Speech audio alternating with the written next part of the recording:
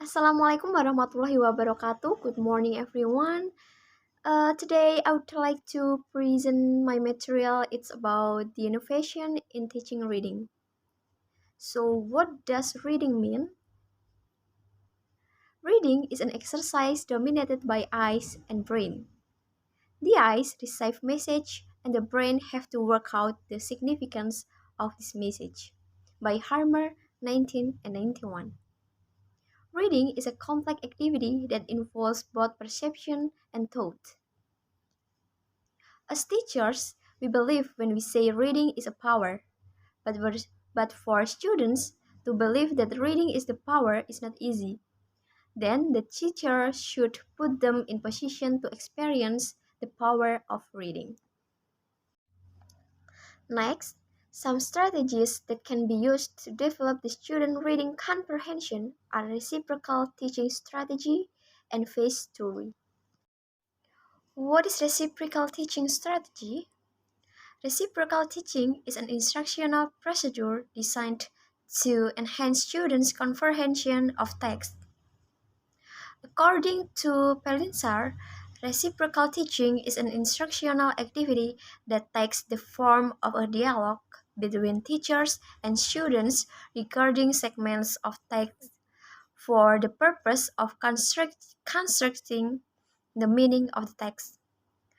Reciprocal teaching is a reading technique which is taught to promote the teaching process. The role of reciprocal teaching.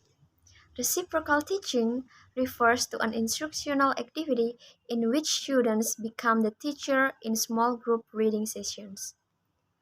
Teachers' model then helps students learn to guide group discussions using four strategies. They are predicting, clarifying, summarizing, and question generalizing. For the first one is predicting. Predicting occurs when students hypothesize what the author will discuss next in the text.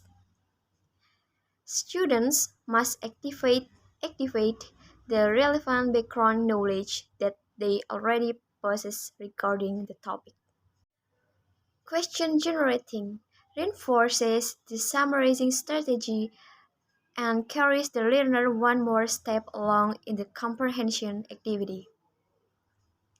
Question generating is a flexible strategy to the extent that students can be taught and encouraged to generate questions at many levels.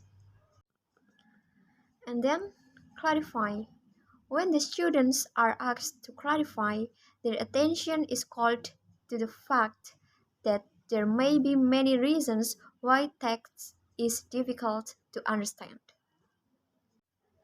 And for the last is summarizing. Summarizing provides the opportunity to identify and integrate the most important information in the text. Text can be summarized across sentences, across paragraphs, and across the passage as a whole. Here are the basic procedures to implement reciprocal teaching techniques. The first one is before reading. The teacher needs to scaffold the students' learning by modeling, guiding, and applying the strategies while reading. Group the students into four groups. In groups of four, allocate a role to teach to each student, namely predictor, questioner, clarifier, and summarizer. And the second one is during reading. The student suggests to use note-taking strategies such as underlining, highlighting, or coding. The predictor helps the group connect sections of the text by reviewing predictions from the previous section and helps the group predict what they will read about next by using clues and inference in the text. The questioners the questioner helps the group to ask and answer questions. The summarizer restates the main ideas in the text, and then the clarifier helps the group find part of the reading that are not clear and finds way to clear up these difficulties.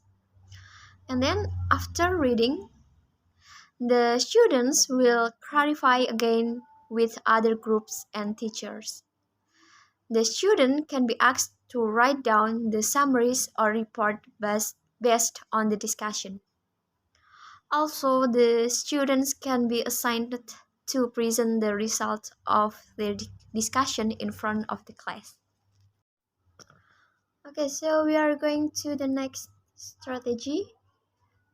It's called story phase. Story phase is a reading strategy that was developed by Stahl. The story phase is a graphic organizer that aids students' comprehension of narrative text. It functions like a story map, allowing students to visualize the important components of a narrative text, including setting, main characters, problems, events, and resolution. The story phase is an original adaptation of story mapping that provides a visual framework for understanding, identifying, and remembering elements in a narrative text. And then the procedure to teach story phase. The story phase is constructed by making the eyes two circles representing the settings and main characters. Aliases is specific descriptors and secondary characters. Nose is problem. Mouth comprises a series of circles representing the main events that lead to the solution. And it is the picture of a story. So the teacher should begin the class by introducing background information of narrative text to the student. The teacher draws a story phase, and then the teacher gives a narrative text to the students and asks them to read it individually. And then the teacher has students to draw the chart of story phase based on their creativity. They can improve the chart is given by teacher. Sometimes teachers prefer to have students fill out the story phase as they read, while others prefer the students fill it out after reading. And then the students are asked to help the teacher fill each component of story phase chart on the whiteboard. And then the teacher asks them one by one.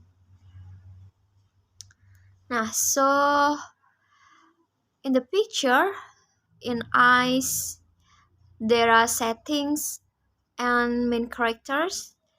In the nose is problem, and then there is events and solution.